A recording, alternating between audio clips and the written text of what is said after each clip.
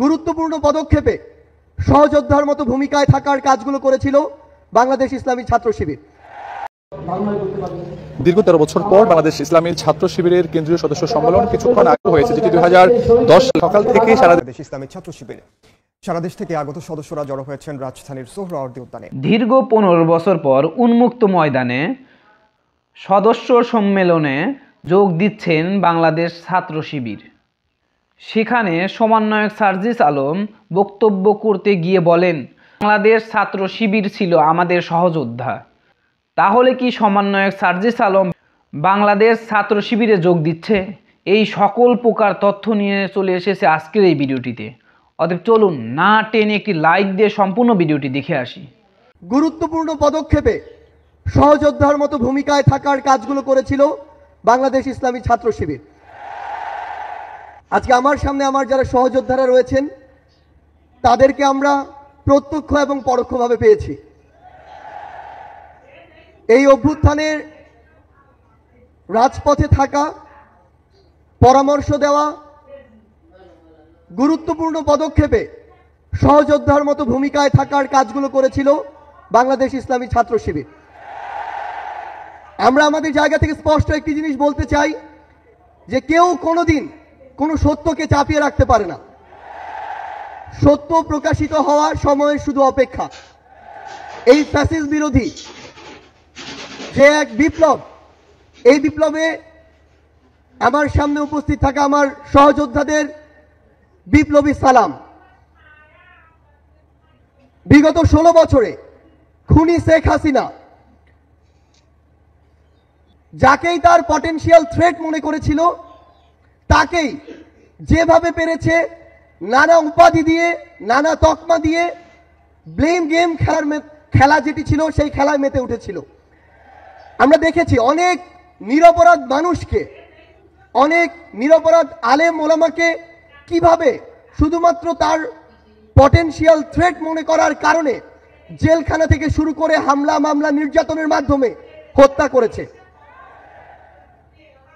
আমরা আমাদের জায়গা থেকে মনে করি যে বাংলাদেশ ইসলামী ছাত্র শিবির সহ বাংলাদেশের এমন অনেক গুরুত্বপূর্ণ ব্যক্তি ছিল, সংগঠন ছিল, যাদেরকে বাংলাদেশে এই স্বাধীন দেশে বেঁচে থাকাটা তাদের জন্য দুঃসাধ্য করে রেখেছিল। আমরা আমাদের জায়গা থেকে শুধু আপনাদেরকে একটি কথাই বলতে চাই, খুনি শেখ হাসিনা যেভাবে আপনাদেরকে সহ অনেককেই রিপ্রেজেন্ট করার চেষ্টা করেছিল, বাংলাদেশের বর্তমান প্রজন্ম সেটিকে কিন্তু বিশ্বাস করে না। বর্তমান প্রজন্ম ততটুকু বিবেকবোধ সম্পন্ন বলেই এই ফ্যাসিস্ট খুনিকে এই দেশ থেকে বিতাড়িত করেছে এবং তার দেয়া প্রেসক্রিপশন আগামী প্রজন্ম হজম করে না বলেই তাকে এই দেশ ছাড়া করা হয়েছে।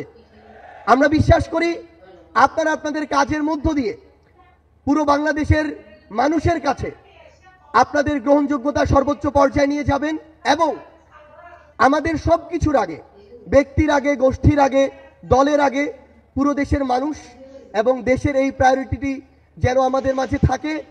আমরা বিশ্বাস করি 24-এর অভ্যুত্থানে আমরা একসাথে হাতে হাত রেখে কাঁধে কাঁধ মিলিয়ে এমনকি পরিকল্পনার টেবিলে একসাথে বসে যেভাবে আমাদের কাজগুলো করেছি, আগামীর বাংলাদেশ গঠনে দেশের স্বার্থকে সবার আগে রেখে আমরা একইভাবে ঐক্যবদ্ধভাবে কাজ।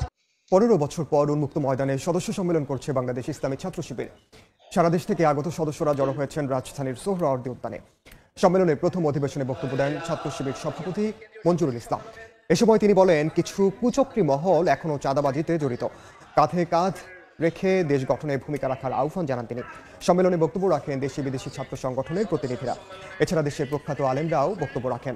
এই সম্মেলন থেকে 2025-26 মেয়াদে ছাত্র শিবিরের কেন্দ্রীয় সভাপতি নির্বাচন ও সাধারণ সম্পাদক মনোনয়ন করবেন সদস্যরা।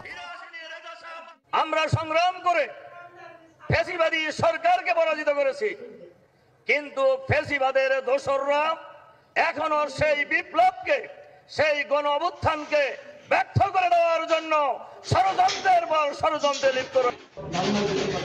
দীর্ঘ 13 বছর পর বাংলাদেশ ইসলামী ছাত্র শিবিরের কেন্দ্রীয় সদস্য সম্মেলন কিছুক্ষণ আগে হয়েছে, যেটি 2010 সকাল থেকে সারা দেশ থেকে আসা সদস্যরা এই কেন্দ্রীয় সদস্য সম্মেলনে যোগ দেন। এবং আরেকটি বিষয় জানিয়ে রাখি, এই সদস্যদের অংশগ্রহণে মূলত 2025 সেশনের জন্য নির্বাচিত সভাপতির নাম ঘোষণা করবেন। এবং এই আয়োজনে প্রধান অতিথি হিসেবে উপস্থিত থাকবেন বাংলাদেশ জামাত ইসলামের আমির ডক্টর মোহাম্মদ শফিকুর রহমান। এছাড়াও যারা উদ্বোধন করেছেন মূলত ছাত্র শিবিরের যে সকল শহীদরা ছিলেন, শহীদ পরিবারের সদস্যরাই মূলত এই আজকের যে সদস্য সম্মেলন সেটি উদ্বোধন করেছিলেন।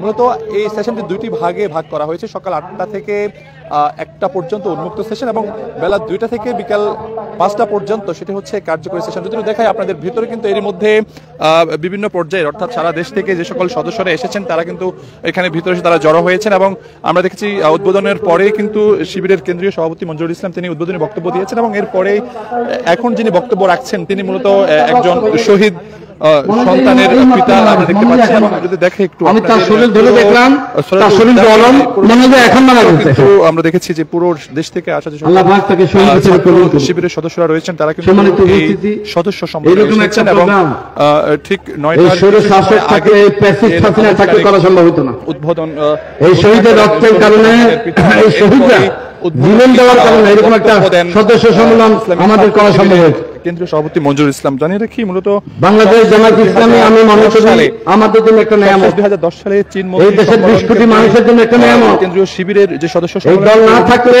ভালো মন্দ বোঝা যাইতো না, সবশেষ 10 সালে কোনটা ভালো কোনটা মন্দ বোঝা যাইতো না। দীর্ঘ 13 বছর আমি মনে করি রাজধানীর সোহরাওয়ার্দী আল্লাহ পাক ইসলামী এই দলকে কিয়ামত পর্যন্ত জারি রাখুন। হচ্ছে এর মধ্যে বাংলাদেশ জামাত ইসলামীর কেন্দ্রীয় বিভিন্ন পর্যায়ের সম্মানিত উপস্থিতি উপস্থিত হয়েছেন এবং আমরা এই শহীদ ওসমান থেকে আসা সদস্যরা কিন্তু এখানে রয়েছেন এবং সব সময় দেখতে পাচ্ছেন যে খুব বিনয়ী ছিল। মঞ্চ তাকে আমি 22 বছর 3 মাস 15 দিন আল্লাহ পাক আমার কাছে রাখার সুযোগ দিয়েছেন। বক্তব্য 22 বছর 15 দিনে এই শহীদ ওসমান আমার সাথে একটা মিথ্যা কথা বলে না।